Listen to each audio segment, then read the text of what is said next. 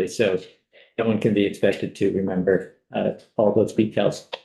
And by this bill, I mean H-128, which we put some testimony on last year from the forest products sector. And we actually we were hearing from some people in that part of the economy who will be coming in at some point to testify in this bill, I think, a couple weeks from now.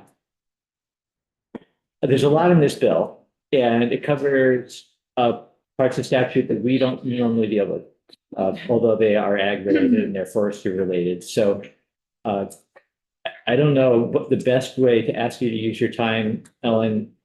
Again, we've already walked through it. I think maybe focusing on the agriculture piece might be the best approach here. Okay. Screen this. No, but You can get it on the committee page. yeah, we've got it on our page. Let's go to We document. do, it just appeared once. All right. And we are live. Yeah. Okay. So Ellen Tchaikovsky, Office of Legislative Counsel. Yes, I am here on H-128. So this bill does have quite a few different sections in it. So the first section is a finding section. Should we skip over that? The finding, so yeah, I think it's a finding section on forestry. So yeah, you probably skip over both finding sections. Yes, there are two finding sections, and one for the forestry part, one for the agricultural part. So then section 2 is a section related to the mitigation of primary agricultural soils. So this is a component of Act 250. So big picture, step back, there's a few sections in this bill related to Act 250. Act 250 is the state land use and development law. So it broadly is like the construction permit you need if you meet one of the jurisdictional triggers that means that you required to get it. Then you have to comply with the 10 criteria underneath that permit. And one of the criteria is the protection of primary agricultural soils. Under the statute currently, if your project is going to convert the soils or destroy those soils, you need to take some steps to limit that. And so there's a system under it that requires first that you avoid to the extent that you can injuring those soils, minimizing, and then mitigating if you really can't. So mitigation of primary agricultural soils means that you're preserving soils either already on your site or potentially paying a fee to protect off-site soils somewhere else. And so the theory in the statute is for every acre of soil that you are going to destroy, you have to preserve somewhere between double and triple the amount of soils. It's a ratio between 2-to-1 and 3-to-1. So the theory being, if you're going to destroy soils, somewhere else you're going to protect additional soils so that there isn't a net loss. So this provision in section 2 would actually be lowering that mitigation ratio to 1-to-1 for wood products manufacturers. So if a wood products manufacturer is going to do construction that would destroy primary agricultural soils, it would be lowering the amount that they need to preserve to a 1-to-1 ratio. So if they're going to destroy 3 acres, they're going to have to preserve 3 acres. What does it take to destroy soil? I mean, permanent footings, slabs, septic, etc., or is So like a solar field, could it go back to ag soils eventually? right, so it's solar, there is a presumption that unless there's substantial impact on the soil, just the installation of solar panels doesn't destroy the soil, there's a conversion. So the statute says the significantly interfere or jeopardize the continuation of agriculture or forestry on, or reduce their agricultural potential. So doesn't mean you necessarily actually physically destroy them, but if you have such a negative impact that they're going to be unable to use for agriculture or forestry in the future, or significantly interfere with them, that is considered the conversion. Destroy is not in the statute. No, there are some other words. There's a few words in the other statute, but the last time I explained this, I think you asked what significantly interfere meant. So I'm trying to be a little bit evocative. So yes, there are some things where you some actions you take on a land that won't interfere with their ability to have agricultural potential. So, but putting down a cement slab, destroying those actual topsoil, that is a significant impact on the soil itself. Is wood products manufacturers defined? Yes. So wood products manufacturer is a recent addition to statute. It means a manufacturer that aggregates wood products from forestry operations and adds value through processing or marketing in the wood products supply chain or directly to consumers through retail sales. It includes sawmills, veneer mills, pulp mills, pellet mills, producers of firewood, wood chips, mulch, and fuel wood, and log and pulp concentration yards. It does not include facilities that purchase, market, and resell finished goods such as furniture, pellets, milled lumber, without first receiving the wood products from the forestry operation. So forestry itself and forestry operations are already exempt from Act 250. So wood products manufacture is the second step in that chain. It's people who are receiving wood products from the actual forestry operations and adding value to them. It is not further down the chain. And is any other industry currently brought down to that 1-to-1? Yes, so currently industrial parks and construction within the designated areas have the 1-to-1 ratio. Let's move Just one more thing. Does V-Trans, like road building, is that 1-to-1? No, I don't, not necessarily. I know we will be having more conversation about this piece, but that's, if everybody's good just with that introduction, I think that's helpful. Maybe we can skip on to section 6. All right, yes, the big one. So section 6 in this bill is on page 5. And so another major component of this bill is changes related to accessory on-farm businesses. So accessory on-farm business is a concept specifically currently only in municipal zoning statutes. So there is a proposal in this bill to also bring it into Act 250. And so just as a reminder, Act 250 is the state development law that requires a permit. But then there are municipal zoning permits that may or may not also require a permit. So on page 5, section 6 is amending 24 VSA 44-12-11, which establishes this concept of an accessory on-farm business. Can I just make sure that I am correct in thinking that this is a fairly recent concept, accessory on-farm businesses, like in the past 5 or 6 years? Yes, the House Ag Committee passed it in 2018. Okay. Yes, so 5.5 years. So one of the things that means is that there's very little case law on this. There are starting to become cases cropping up around some of the elements of it. But yes, it is a pretty new concept that was developed in 2018. And so there's this existing statute that establishes a definition for accessory on-farm businesses and then prohibits municipal bylaws from prohibiting them.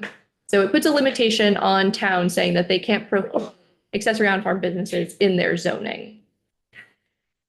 So an accessory on-farm business in this statute means an activity that is accessory to a farm that comprises one or both of the following. So there's a change proposed here first in this bill to strike the phrase that is accessory to. And so far, the phrase accessory to has been interpreted as subordinate. We're talking, this statute is talking about a business that is accessory to a farm. So this bill in front of us would change that and remove that distinction. And then there are these two sort of options of what this business could be. The first is the storage, preparation, processing, and sale of qualifying products, provided that not more than 50% of the total annual sales, and there's adding some language here, or total annual number of sold products are from qualifying products that are produced on a farm where the business is located. The other option, and we'll get to that in a second, are events and farm stays. So there's a category for that. So there's a couple of changes that are proposed here, and then there's also some vocabulary words. Qualifying product is another defined term that's also being proposed to be amended later in the statute. And then just to remind you, in 2022, you amended this definition. It previously also included the word principally produced on the farm. So you've already made some recent tweaks to that. That we cut out principally. Yes. So that would have been on line 20 that are qualifying products that are principally produced on the farm is what it used to say. Is this tightening it up? Yes. That change tightened it up. Well, it made it a little more clear because principally produced means at least 50% produced. But this language also already requires 50% produced. So there was a little bit of was that 50% of 50%? So you struck that the principally produced, so that it's clear it's just 50% of the total sales come from the qualifying products. Anybody need clarification or want to dig into that anymore? So there are some issues here that I will flag, but we'll keep going because there's a lot in this. So on page 6, the other category here is educational, recreational, or social events or farm stays that feature agricultural practices or qualifying products or both. So again, there's a focus on, okay, if you're doing something besides selling something grown or raised on the farm, like having an event, there needs to be a tie to feature the agricultural practices or the products or both.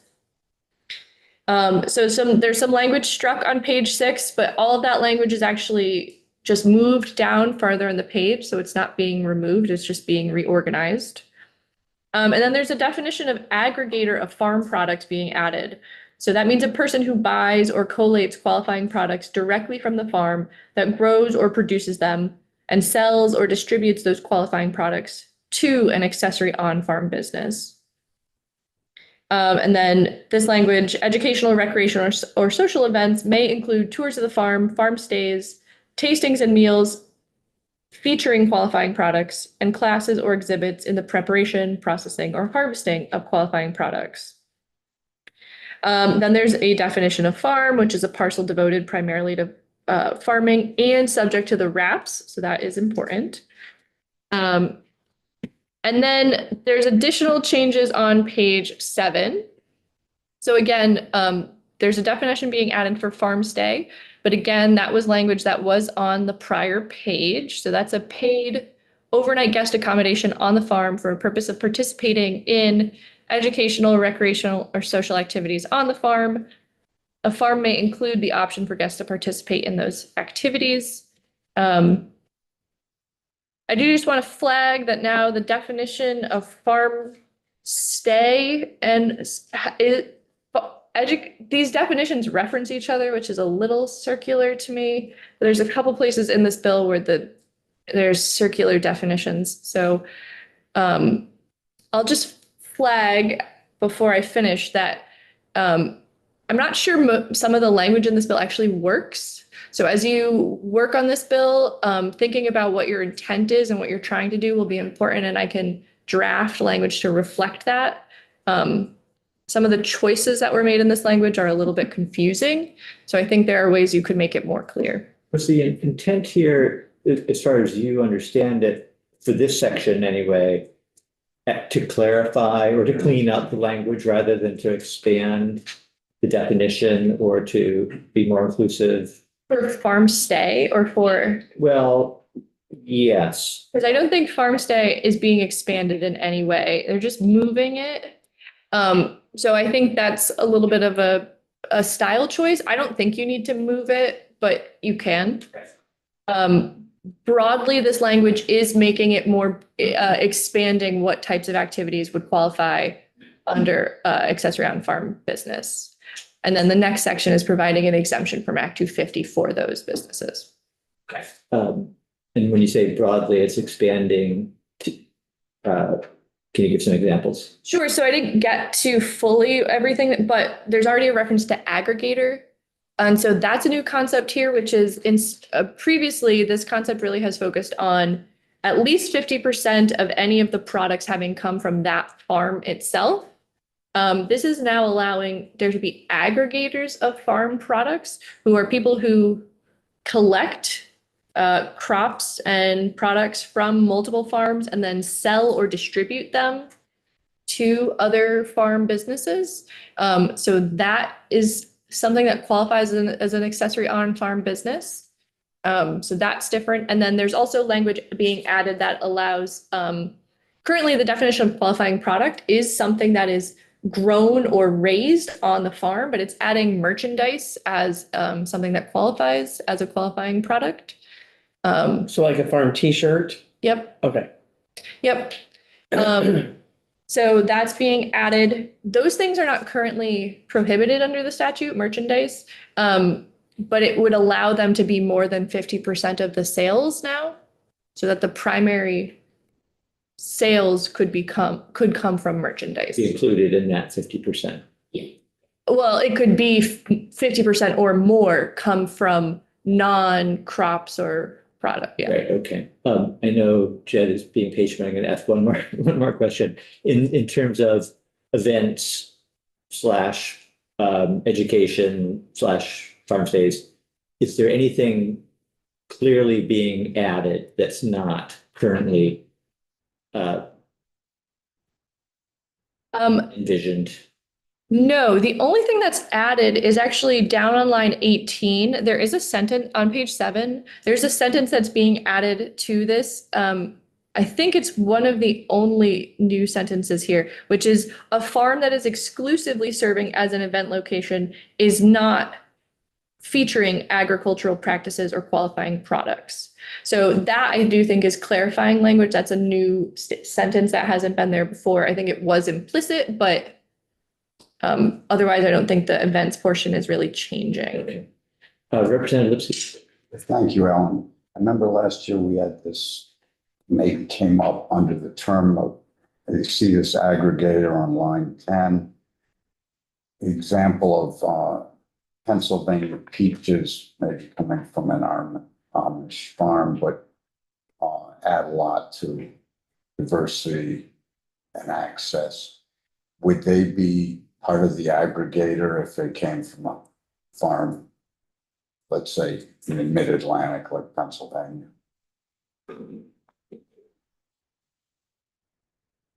Aggregator farm product. So I don't think so, because it is a person who buys or collects products directly from the farms that grow them, and farm here is a farm that is regulated by the RAP rules, and so RAP only covers the Vermont farms. So I think it's only covering Vermont farms that could be part of the aggregator. Thank you. Just clarity on the aggregator, and you said, I think you said it, they have to be then distributed or sold to other farms, not direct to consumer? Yes. Okay.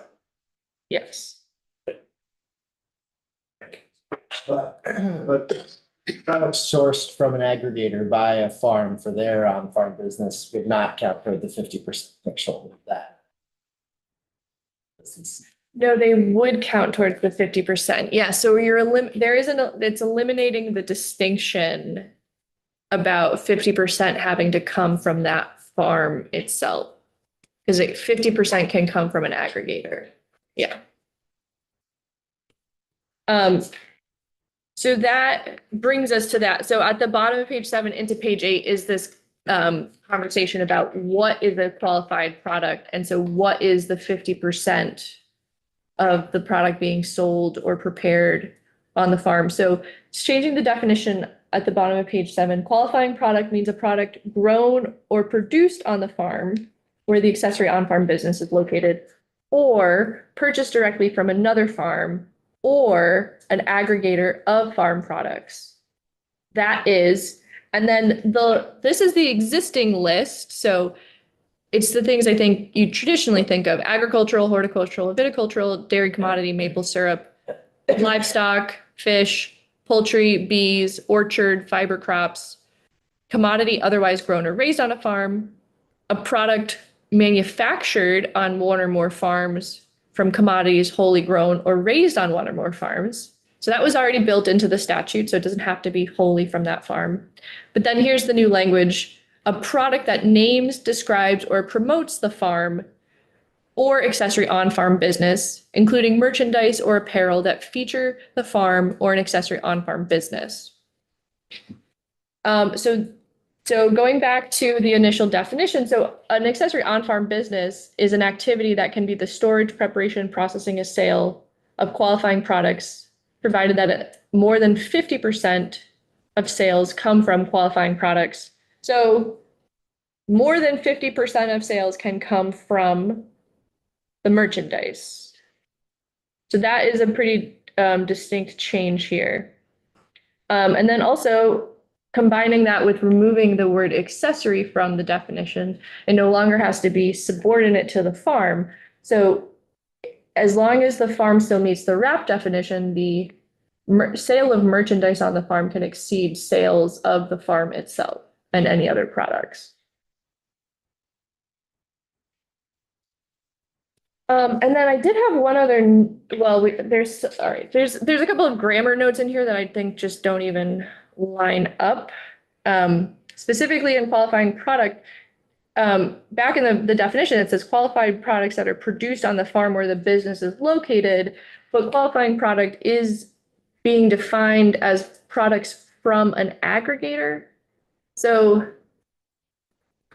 I think it's trying to allow, but that doesn't totally line up grammatically. And so that's the end of the changes in this statute. John, did you have a question? So I know a lot of this debate was centered around a restaurant, right? And so theoretically, you could have a restaurant if, right, the farm was raising, all these menu products, right? And the restaurant could make more than the actual farm itself, right? Under the current definition or under this bill? This bill. Yes. So under the current definition, restaurants aren't precluded except that 50% of sales have to come from things grown or raised on the farm. And so that can be limiting unless it is farm dinners or tastings is specifically listed as things that could. And I think that there are quite a few farms that are taking advantage of that already and having farm dinners. Restaurant is harder if it's depending on how sort of narrow their menu is, because you start getting into things like wine and olive oil, ketchup, salt, pepper. So the more sort of different dimensions, different types of things you have at the restaurant, a lot of those things aren't produced in Vermont. So that's where the 50% sort of comes in. Some of them are obviously, but this definition might make it a little bit easier. What's the metric, Ellen, too? Is it pounds, type of products, money spent on ingredients? So it's currently total sales. This bill would add or total number of products sold. So percentage of sales, there's a rule that's related to this also that says by weight or volume. So there has been concerns raised in the past that that's a little bit confusing or requires a lot of accounting to determine. Guys, just wondering, I eat my whole entree, et cetera, was all from the farm, but the wine was from somewhere else. Right, and so total sales, I mean, yeah, if lobster or like something really exotic is on the menu, that might be more expensive and wine can be expensive, so sales by, yeah. Okay, just imagining a restaurant that doesn't yet exist, but is proposed, and you could predict that it would not meet the 50% threshold. It would therefore not be able to be categorized as an accessory on farm business. And if it wanted to exist, if somebody really was bound and determined to open this restaurant, they would therefore need to, the town could prohibit it, I guess, is Yes, basically. yes, So they might be bound and determined, but the town could simply say no, because you're not an accessory on farm business, and we have bylaws that prevent that.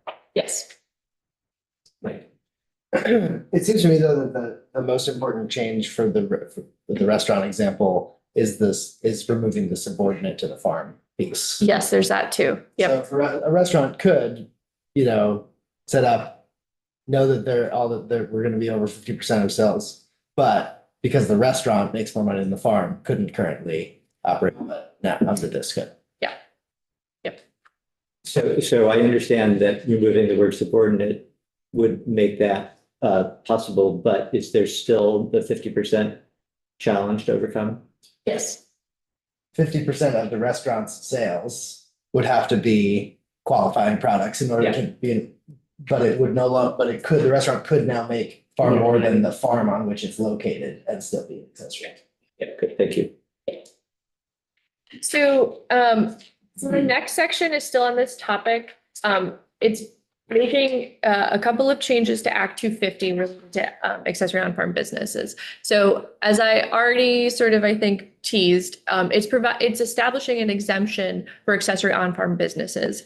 However, from Act 250. So currently, municipalities can't regulate the accessory on-farm business. Act 250 may be able to. This is providing an exemption. The way it's providing an exemption, though, is by adding the operation of an accessory on-farm business to the definition of farming. So that's one way to provide an exemption. There is another way to provide an exemption, which is to not touch the definition of a farming and just say accessory on-farm businesses are exempt. And the reason I say this is because I think that this is creating sort of an Ouroboros, which is you need to be a farm to be an accessory on-farm business, but an accessory on-farm business is a farm. Yeah. So, and also this definition of farming that's in Act 250 is one that's cited throughout the rest of the statutes, including in Title VI, the agricultural. So there could be some ripple effects there that you may want to consider. If you're interested in an exemption, it can be drafted in a different way too, or you could leave it this way. And I will just say currently that the definition of farming in Act 250, that's on page 10, already encompasses some of the things involved in an accessory on-farm business, like, for example, a farm stand. Not all farm stands currently trigger Act 250 because the sale of products grown on that farm is considered farming. And so Act 250 has already exempted them. It's the additional steps past that are currently regulated by Act 250. Like some of the social events or things not involving direct sales. Any farm stand of any size that sells only products that are produced on the farm is exempt from, it qualifies as farming. As long as it is principally produced products from the farm, yes, the sale of products from that farm is part of Act 250's definition of zoning, farming, so they're exempt. But what came up with us, right, was if it's not cited on the farm, then That's right. Well, so right, on the farm, yes. And then, so there's two definitions being added to the statute related to this whole conversation, which are definition of principally produced and then definition of agricultural products. So currently in the statute, the definition of principally produced isn't there. It's actually in the rules. So this is taking almost identical language to what's in the rule, but there is a change. So a principally produced, for the purposes of the definition of farming, means more than 50% of raw agricultural commodity or other agricultural product is grown or produced on the farm. The majority percentage shall be determined over a consistent and reasonably defined time period. The percentage of raw agricultural commodity grown or produced on the farm shall be determined by measuring the commodity's volume or weight. Percentage of an agricultural product grown or produced on the farm shall be determined by measuring the volume or weight of the product, ingredients or materials, excluding water. Okay, so I've been in here on this issue before. So there is a decision from years ago that a product produced doesn't include water because water is not produced by a farm. It's a natural resource. It is a resource of the state held in trust by the state. So it has been excluded from this calculation. And what this means is largely, well, it applies to beverages. Because if water is part of the calculation, a beverage will never meet the 50% principally produced on the farm. And so there are some beverage makers that have been constrained by this in the past. Otherwise, other than that, excluding water, at the end, everything else is in rule right now. It's the It's same very- language. It's not identical language, but it's very similar language. So I can't remember because I wrote this like a year and a half ago if there are any other significant departures intended, but it's very similar to what's in the rule.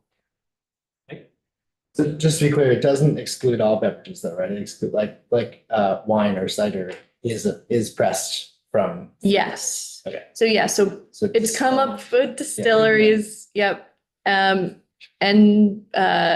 Breweries? breweries, yep. And then someone else, seltzer has come up, I think, but distilleries has been I think we should probably stop there, because we're over, and thank you for staying a little bit long. As we're going ahead, we will be taking testimony on this bill next week. I don't know that we won't be at a point maybe next week even to mark it up, but if we reach out to you, are we likely to find you available? Or are you going to be tied up with your other committee work? We'll always try to make time for you. Happy to do so.